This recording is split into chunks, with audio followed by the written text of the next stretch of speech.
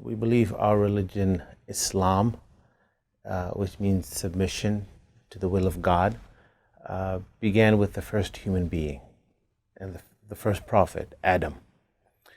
So Islam is not a new religion that began with Prophet Muhammad 570 years after Jesus.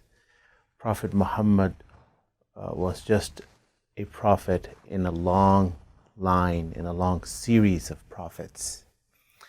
Prophet Muhammad himself gave an example of prophethood, of the family tree of prophets, that my example is that of a house which is complete except for one missing brick.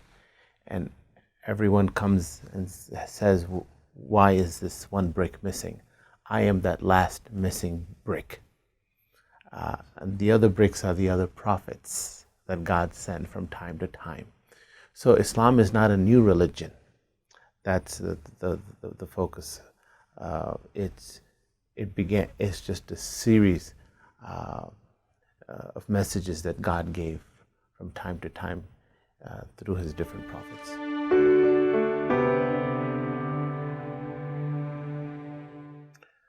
The nature of God, we have been instructed to focus on his attributes, the 99 names of God, because no one can fathom the physical nature of God. How is God? Does he have 10 fingers, 10 toes? We don't know. We don't believe that he has a body as such. We don't believe that the human being was created in the image of God. We believe that God is free from all physical forms. Having a physical form as such would dictate that he is dependent upon that physical form. And we don't believe in a God that's dependent. He is fully independent of everyone and everything. So we can't imagine, he's beyond our imagination, his physical form. But we focus on his attributes. He's merciful. He's the giver. He's the bestower of grace. He's the pardoner. He's the forgiver. He's the compassionate. Yes, that's what we focus on, his attributes.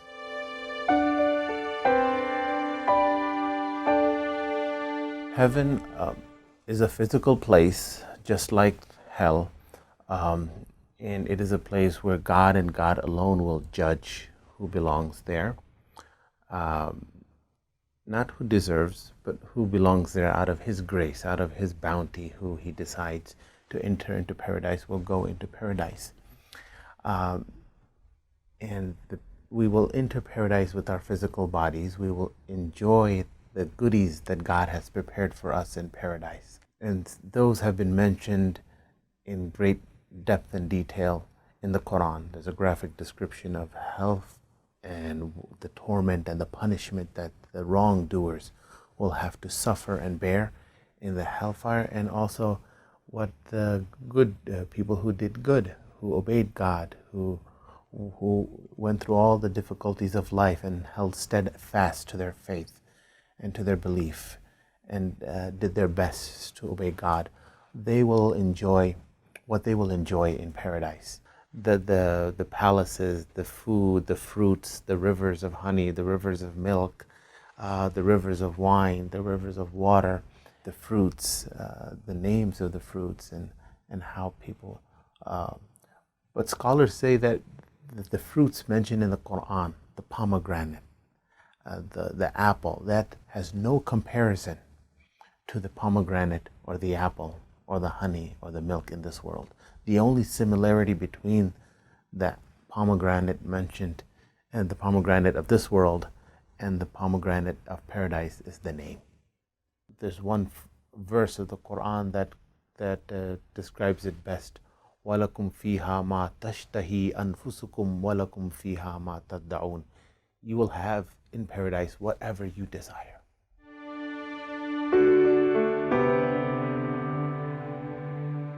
Well, we have the Quran, which is our holy text, and we believe that's the final and ultimate word of God, sent for all of humanity, and that's the the first and foremost foundation of all laws. There's two types of laws. One are the laws that have been mentioned in the Quran and in the sayings of the Prophet.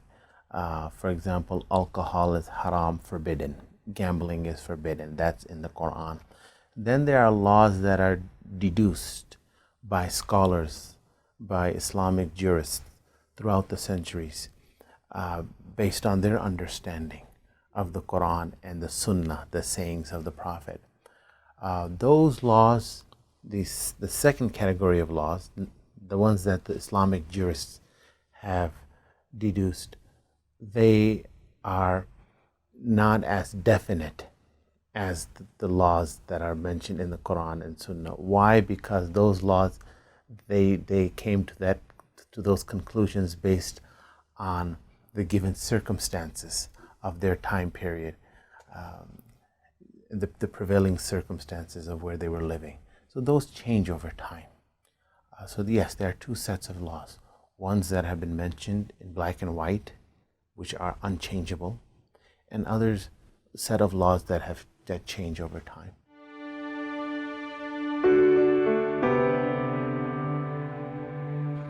Well, we have a board of trustees of 9 members. We have a chairperson. And currently, Sister Saba, she is the chair of our board of trustees of Utah Islamic Center. They take care of more of the administrative part of our organization. As far as the spiritual and religious needs of the community, I try my best to fulfill those. Imam is usually, nowadays, Imam is referred to someone who leads the daily prayers and leads the Friday prayers and is responsible for the religious needs of the community. But Imam in the olden days was also used for a high-ranking scholar. Nowadays we have another word in place, sheikh. Sheikh is a person of knowledge, but he doesn't take on the responsibility of leading the prayers. He would be a person of knowledge in the community. He might be employed in a mosque or he might not. Imam nowadays is usually referred to as someone who's employed in a mosque. We don't have any religious hierarchy. So any adult male can lead the prayer, the congregational prayer. No one is more closer to God than the other. In the sense that there are people who are more closer to God, but we don't know. So who's closer to God? Just because I am the Imam and I lead the congregational prayer and deliver the Friday sermon does not mean that I am closer to God than someone in the back row who has a tattoo and a mohawk. Maybe that person with a tattoo and mohawk is closer to God than I am. Because piety has to do with the heart. And no one knows what's in the heart except God. After having said that, there is a verse in the Quran that says, قُلْ هَلْ يَسْتَوِي الَّذِينَ يَعْلَمُونَ وَالَّذِينَ لَا يَعْلَمُونَ. Say that those who know, can they be equal to those who don't know? In other words, the people of knowledge have a higher rank than those who don't have knowledge. But there's no hierarchy or priesthood.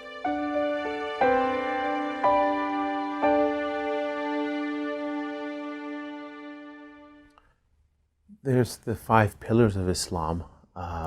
The first is to profess your faith, that I believe in one God and that Muhammad is his messenger.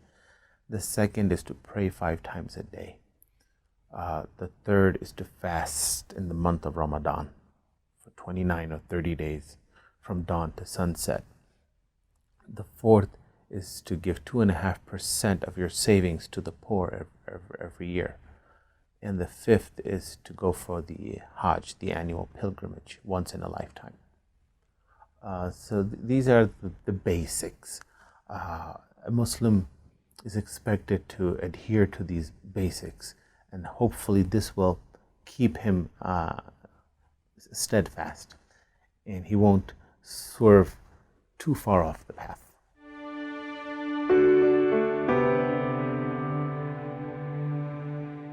God has created men and women differently. That's obvious. But spiritually, we believe that they are equal in the sight of God. So spiritually, there's no difference between them. And there's a verse in the Quran that clearly states the men who fast, the women who fast, the men who give charity, the women who give charity, the men who remember God and the women who remember God, the men who protect their modesty and the women who protect their modesty. They will enter gardens under which rivers flow. So they're both equal in the sight of God. But in this world, because God has created us differently to fulfill different roles, we have different responsibilities. The man is the bread earner of the family. That's his primary responsibility, is to put bread and butter on the table. That's not the woman's responsibility. Her primary responsibility is to take care of the children. That does not mean she can't work outside the home. She can, but not at the expense of her children. Her children come first because she's the main caregiver, and she's the first teacher, and her lap is the first classroom for a child. So that has been given a lot. Motherhood has been given a lot of importance in society, in Islam. So yes, they have different roles to fulfill in this world, but in the sight of God, they're both equal. We believe what we see on television, and we think, oh, okay, Muslim men, they're wife beaters, or they're bad, they're abusive. When actually, according to Time magazine, the most dangerous place for a woman in America is her own home. So domestic violence takes place in all societies.